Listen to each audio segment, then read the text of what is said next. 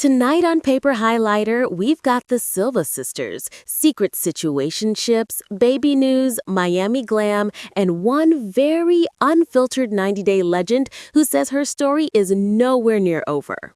First up, we are diving straight into Stacey and Florian. Stacey is out here saying she feels used, cheated on, and abandoned, but she's still begging for her husband back. Is this heartbreaking loyalty or full-on delusion? And how did a get the papers, get the job, get gone storyline turn into a fandom civil war? Then, from heartbreak to hot girl reset, Stacey's Turkey Makeover 5.0. She ditched the big implants, went smaller, more natural, and the internet is stunned that this might be the best she's ever looked. Is this the moment Stacey officially becomes the standout twin? Meanwhile, fans are side-eyeing Tiffany and Rob. Flirty photos, mysterious hands, Reddit theories. Are they just friends, sneaky coworkers on Pillow Talk, or quietly filming the single life together? We've also got Mike and his girlfriend Sara throwing the sweetest baby shower for their little girl Zena, while viewers joke that Natalie is somewhere losing her mind.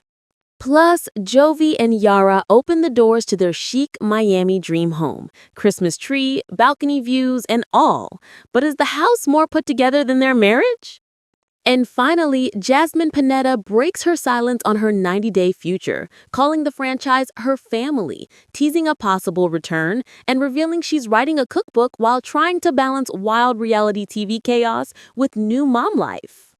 If you love reality mess, unfiltered opinions, and way too many red flags to count, make sure you hit like, smash subscribe, ring that notification bell so you don't miss a single update. And let's get into our first story of the night. Stacey Silva says she knows she was used, she believes she was cheated on, and she still wants her husband back. So is this love or total DELULU? If you've been watching this season, you know Stacy and Florian's marriage has gone from fairy tale to full-on fallout. Now Stacy is openly saying she thinks he checked out the second he got his papers and his independence, but she's also the one holding the door open if he ever decides to walk back in. On camera, Stacey lays it all out. She truly believes Florian used her. In her words, once he got his citizenship, a job, and his own footing in the U.S., the emotional lights just went out. He allegedly left, he allegedly cheated, and she's very aware that this is giving get the papers, get the job, get gone storyline. What makes this so heartbreaking is that Stacey isn't clueless. She literally acknowledges what viewers have been screaming in the comments for seasons, that the red flags were neon and the timeline looks sketchy. She knows. But instead of getting angry and slamming the door shut, she's telling producers, her friends, and basically anyone who will listen, I just want my husband back. In her mind, this isn't just a breakup. It's a collapse of years of history, surgeries, weddings, reality TV fairy tales, and a dream she's been selling herself since day one.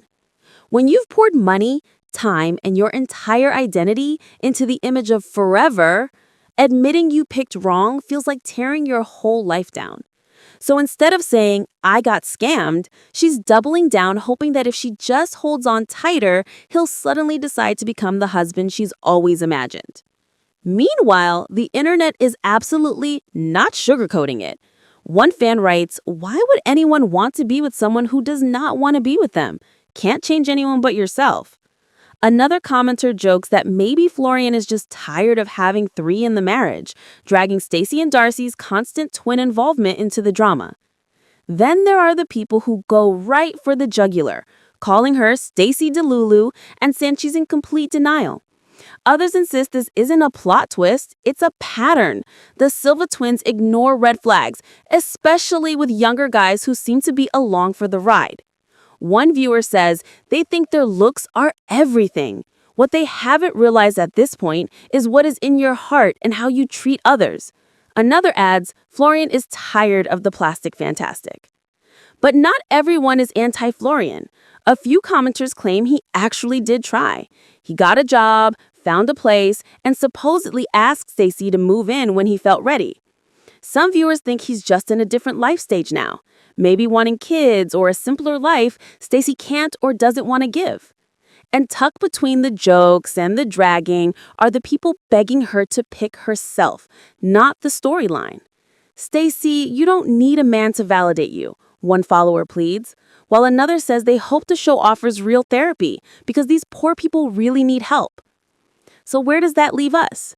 With a woman who believes she was used and cheated on, a man painted as either scammer or misunderstood immigrant husband, and a fandom split between "run, Stacey, run" and "people make mistakes. Maybe they can fix this."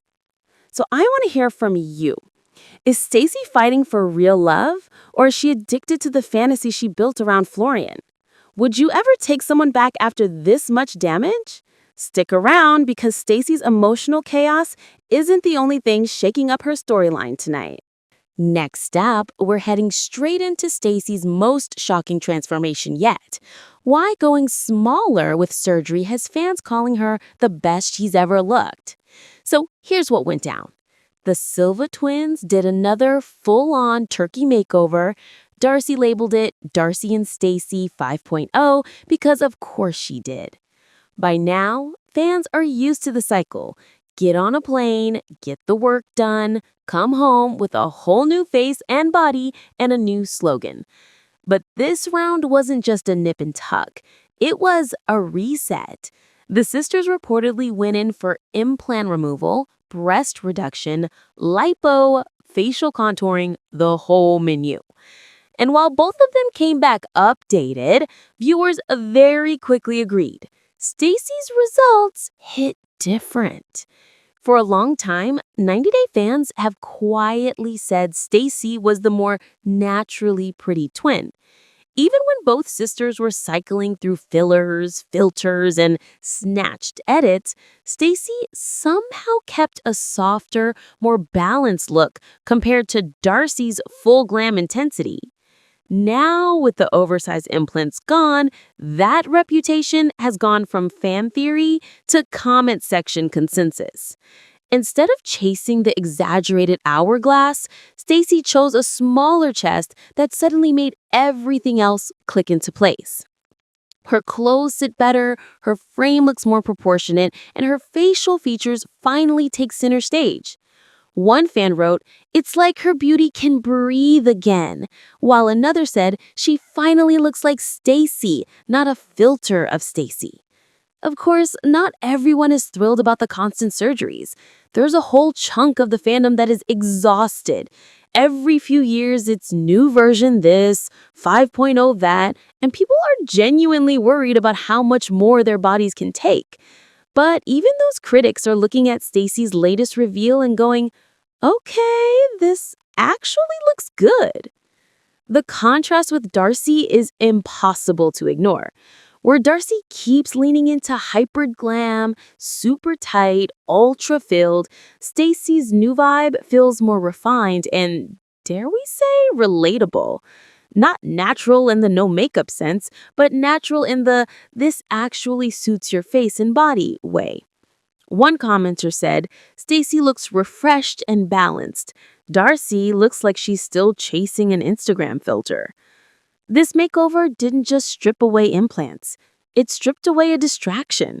Without the cartoonish curves, people are seeing her again. The jawline, the eyes, the expressions. She looks lighter, more relaxed, like she finally stepped into a version of herself that fits who she is now, not who she thought she had to be for TV.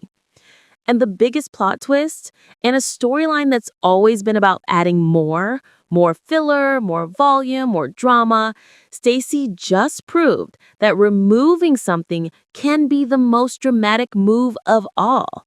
And just when you think the 90 Day universe is done surprising us off-screen, think again.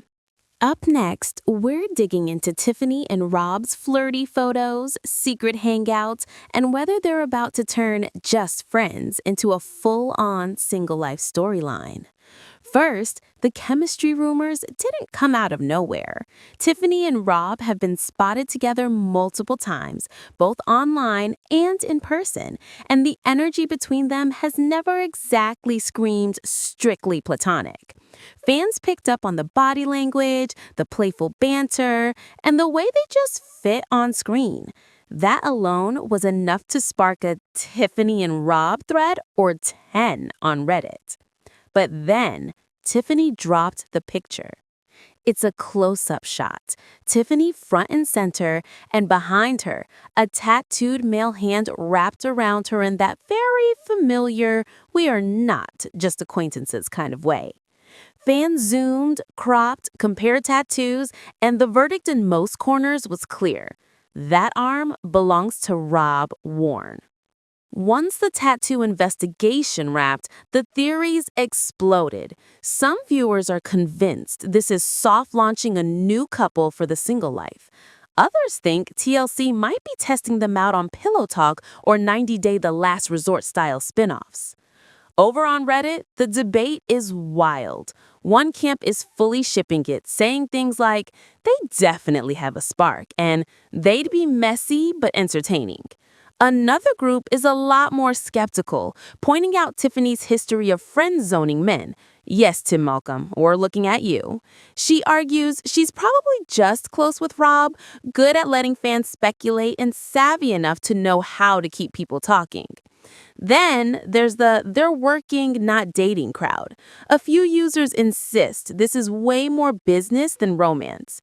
They were probably just filming Pillow Talk, or this is giving between the sheets vibes, not a real couple. And then you have the chaos commenters who are like, my honest best guess is they're just friends, but they've probably made out once and possibly even fucked. What really fuels the rumor mill, though, is the timing. Every time there's a fresh wave of filming chatter around the franchise, Tiffany and Rob mysteriously pop back onto timelines. New photo, new clip, new, wait, are they? Moment. It feels a little too convenient to be pure coincidence. Add in the fact that both of them are familiar faces, both have complicated romantic histories, and both know how to carry a scene, and you've basically built the perfect single life casting pitch without saying a word on camera. So what do you think? Are Tiffany and Rob just trolling us for engagement? Are they low-key hooking up? Or are we watching a brand new 90-day couple being test-driven before a big spin-off reveal? Drop your theories below. Don't touch that dial, because the 90-day universe isn't just serving secret flings. It's also serving full-on family milestones. Up next, we're heading straight into Mike Youngquist and his girlfriend Sara's adorable baby shower, the reveal of baby Zena's name, and why fans think Natalie is somewhere absolutely losing it. Mike and his girlfriend Sara recently shared a heartfelt video from their baby shower, and it is the softest, most wholesome vibe we've seen from him in a long time. The party isn't some over-the-top, influencer-style production. This is cozy, family-focused, and full of genuine smiles. In the video, you see the couple surrounded by loved ones, posing with family members, opening gifts, and taking in the moment. Mike captioned it with something along the lines of, "Our beautiful baby shower. We can't wait to meet our baby girl Zena," basically confirming not only the gender, but the baby's name. Cue the comment section meltdown. Fans immediately jumped into the replies to say how happy they are to see him this content and settled. One person wrote, "It's nice to see Mike happy. I wish them the best with their baby." Another commented on how calm and grounded his energy seems now, compared to the constant fighting and stress we'd watched on screen with Natalie. The Reddit crowd did what Reddit does, turn a sweet baby shower into a referendum on Natalie. A lot of viewers pointed out that she missed out on having this peaceful family life with Mike, with one fan half joking that Natalie is losing her crazy-ass mind watching him become a girl dad with someone else. Others took it a step further and said this proves she never really wanted that quiet, countryside family life in the first place. There's also a ton of love for Sara. People are commenting that she seems to match Mike's vibe way better. Less chaos, more compatibility. Fans are picking up on the way he looks at her in the video, the way they move around each other, and how natural they seem as a couple. It's giving weird team, not we're auditioning for another season. And, of course, everyone is already obsessed with the name Zena. It's strong, pretty, and just unique enough that fans of the show are like, okay, that's adorable. There are comments saying baby Zena is about to have the chillest, most loving dad ever. And I'm just happy Mike is finally getting the family he wanted without all this screaming. What really stands out here is the closure energy. For so long, Mike's storyline has been tied to heartbreak, drama, and a breakup that played out way too publicly. This baby shower feels like a quiet rebrand. No more messy tell-alls, just a guy in flannel who's excited to meet his daughter and build a future with someone who actually seems on the same page. Are you happy to see Mike getting this fresh start with Sara and baby Zena? Or do you still think he and Natalie were just doomed from the beginning no matter what? Tell me your take down below. Keep it locked because the 90-day universe is not done giving us home and family goals just yet. Next, we're stepping inside Jovi and Yara's chic Miami dream home. Princess bedroom, massive Christmas tree, balcony views, and all, while their marriage hit some very real bumps behind the scenes. So, Access Hollywood got the golden ticket, a full walkthrough of Jovi and Yara's Miami place. And it is exactly as bougie as you'd expect from a couple who lives half on reality TV and half on Instagram. They start in the cutest spot, their daughter Mila's room. The bed is pure toddler fairy tale, pink, cozy, piled with toys. But here's the twist. Yara admits Mila barely sleeps in her own room. Instead, she spills that Jovi's mom and her friend are usually the ones using that bed when they visit. Cue the comments about how very 90-day it is that Grandma is getting more use out of the princess room than the actual princess. While showing off the room, Jovi and Yara share their favorite memories with Mila, like watching her see snow for the first time in Prague. Jovi says their favorite activity is playing football, but Yara quickly corrects him. It's actually coloring. Classic them. He goes sports, she goes artsy, and somewhere in the middle is a 4-year-old with crayons. Then they move into full Christmas mode. Yara proudly shows a huge aesthetic Christmas tree in the living room, explaining she was going for a Ralph Lauren Christmas vibe this year. Very curated, very Pinterest, very Yara. It's the kind of tree that makes you want to drink hot cocoa and also check the price tag on every single ornament. From there, Jovi leads us to his favorite part of the house, the kitchen. He jokes that it's his favorite because it's where his wife stays busy. Yara laughs and confesses she doesn't cook that much, but when she does, she can handle steaks and chicken. Fans immediately latched onto that dynamic. Jovi teasing, Yara half defending herself, and the underlying vibe that they're still figuring out traditional roles in a very non-traditional marriage. But the star of the tour, the reason they bought the place, is the balcony. They step outside to this huge porch area that overlooks Miami, and both of them light up. They admit they basically bought the property for this balcony. This is their spot to unwind, hang out, and just exist as a family with a killer view. It's chill, it's aspirational, and it softens a lot of the tension we've been seeing on Happily Ever After. Finally, we get a peek at their bedroom, big comfy bed, luxe linens, and then Yara's closet moment. She flashes clothes that don't even fit in her main closet, which is the most on-brand thing for a reality TV fashion influencer. Her clothing line, her try-ons, her influencer lifestyle, it all makes perfect sense when you see just how much wardrobe she's juggling. Fan reaction has been a mix of OMG dream home and is everything really okay though? Some viewers say the home feels like a symbol of how far they've come financially and as a family. Others point out the contrast, the polished, curated home tour versus the messy relationship struggles we see on the show. So, do you think this Miami condo means Jovi and Yara are truly leveling up as a couple? Or are we just seeing a beautiful backdrop for the same old drama? Let me know what your gut says.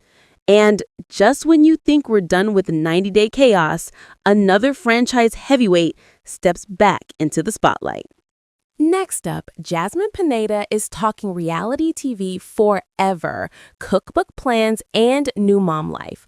Wait till you hear what she says about coming back to the show. In a new interview, Jasmine basically admits what we all already knew. 90 Day Fiancé is in her DNA at this point. She says she's been on the show forever and straight up calls the franchise her family. Not her job, not her gig, her family. According to her, all the chaos, drama, screaming, crying, and meltdowns are just part of that twisted little reality TV home she's built. She also makes it very clear her story is not finished. Jasmine calls this a new chapter in her life and says that if she's given the opportunity to be on the show again, she 100% take it. No hesitation, no "I'm done with TV" fake out. She loves it. In her words, the show is the easiest thing on earth because all she has to do is be herself. No filter, no censor button, just pure Jasmine. And honestly, that tracks. She admits she has no filter and just portrays exactly who she is, which is why she's either your favorite disaster or the reason you mute the TV. But here's the twist. She's not just sitting around waiting for TLC to call. Jasmine reveals she's currently writing a cookbook. Yup, the same woman who will scream at you in one scene is now working on recipes while juggling new mom life. She says she's trying to find a middle ground between who she was, the wild Jasmine we met on screen, and who she is now, a mom trying to balance family, work, and whatever next phase of fame comes her way. She explains that she's actively figuring out how to blend those two versions of herself, the unfiltered reality star and the woman building something more stable off camera. It's giving, I still want the check in the platform, but I also want something that's fully mine. Fan reactions, of course, are split right down the middle. Some viewers are thrilled, saying things like, "The show is boring without Jasmine," and "I'll buy her cookbook just for the stories, forget the recipes." Others are like, "How many chapters can this woman have?" And "I am exhausted just thinking about another season of her screaming." There's also speculation about where she might pop up next. The Single Life? Another main season run? A spinoff that somehow ties food, relationships, and meltdowns together? People are already joking about a show where Jasmine cooks and rants at the same time, reading X's for filth while stirring a pot of soup. Honestly, I'd watch. Either way, Jasmine is telling us loud and clear she's not done with TV, she's not done with drama, and she's definitely not done being Jasmine, just with a side of baby bottles and a cookbook draft on the table. If you loved the tea tonight, smash that like button, hit subscribe, ring the bell, and tell me in the comments whose storyline you're stalking the hardest. And don't forget to follow Paper Highlighter on socials for extra mess between episodes. Tomorrow, we're diving into a brand new round of 90-day and reality TV bombshells you have not seen coming. This is Paper Highlighter, and until next time, stay fabulous, Fame Fam.